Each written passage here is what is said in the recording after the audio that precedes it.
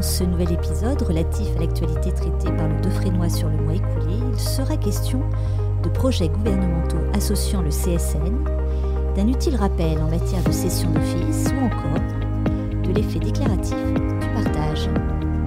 Alors, sans plus tarder, épisode 11, le notaire, l'Europe et le monde. Bien entendu, le notaire ne peut aujourd'hui s'inscrire et raisonner qu'à l'échelle nationale. Et cela oblige chaque praticien à rester attentif et vigilant aux évolutions législatives et jurisprudentielles, aussi bien européennes qu'internationales, et ce, le cas échéant, à modifier sa pratique. 3 illustrations ce mois-ci dans les colonnes du Defrénois.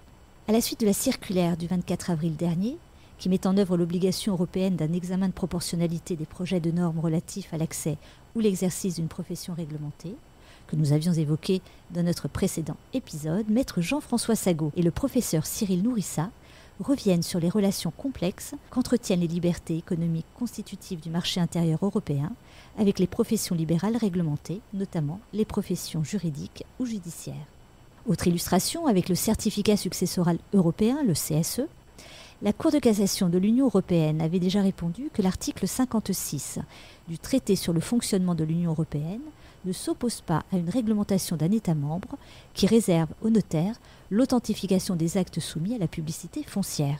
Ainsi, dans son arrêt du 9 mars dernier, la Cour réaffirme que chaque État membre est libre de déterminer les conditions et les modalités de l'enregistrement au registre foncier, et certains États membres ont d'ores et déjà adapté leur législation pour permettre l'inscription d'un CSE sur le registre foncier.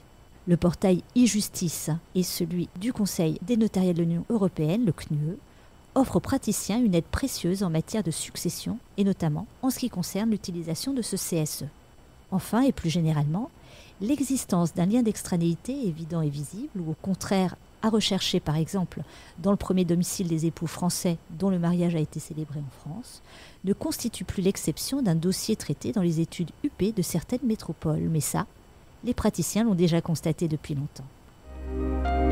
Du côté de l'actualité législative et réglementaire, à souligner des projets gouvernementaux associant le CSN pour clarifier, simplifier et harmoniser les droits de propriété forestiers. Dans un souci de préservation du massif forestier du pays et afin d'éviter son morcellement, le législateur a mis en place 2 droits de préemption et 2 droits de préférence applicables aux terrains boisés. Selon le CSN, manipuler les droits de préférence et de préemption forestiers requiert désormais un niveau de technicité inédit, puisqu'il faut maîtriser les 4 droits de priorité applicables, dont les conditions diffèrent. Aussi, il pourrait convenir de rectifier et clarifier leur rédaction, simplifier les droits de priorité de la commune et uniformiser les délais, les exceptions et les sanctions pour aboutir à un raccourcissement des délais des traitements de cession. Le député Philippe Pradal a demandé au gouvernement son avis sur ces propositions. En réponse, le ministre de l'Agriculture a confirmé que le président de la République avait indiqué en octobre 2022 son souhait d'engager de nouvelles actions et que cet objectif est inscrit dans la feuille de route forêt de la planification écologique France Nation Verte lancée par la Première ministre à cette même date. Prochainement, un groupe de travail national doit se réunir et le CSN y sera représenté pour faire part de ses propositions. Côté jurisprudence, par un arrêt du 25 mai dernier, la Cour de cassation retient, dans le cadre de la détermination de la réparation due par un notaire à l'attributaire d'un bien acquis en indivision, que l'effet déclaratif du partage ne fixe que la date à laquelle chaque copartageant acquiert rétroactivement la propriété de son lot. Le remboursement des frais d'acte par le notaire à titre de dommages-intérêts à l'attributaire du bien acquis en indivision est une créance autonome extérieure au lot de l'attributaire.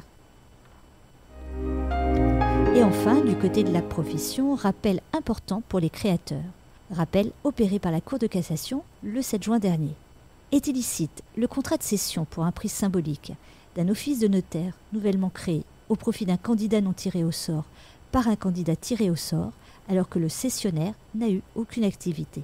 Concrètement, alors qu'il n'a reçu aucun client, ni instrumenté aucun acte, n'a pas ouvert de compte auprès de la CDC, n'a pas demandé de clé réale et a indiqué à la Chambre des notaires qu'en cas de refus de la cession de son office, il demanderait la suppression pure et simple. Les règles régissant les conditions d'accès aux fonctions de notaire ayant pour objet la sauvegarde de l'intérêt général, un tel contrat est atteint d'une nullité absolue, que le garde des Sceaux peut en conséquence invoquer. Si vous souhaitez approfondir ces sujets ou bien d'autres encore, rendez-vous sur la base L'Extinso ou dans les colonnes du Defrénois et du Defrénois Flash, en particulier sur le kiosque l'extinso.fr. À très bientôt pour un nouvel épisode.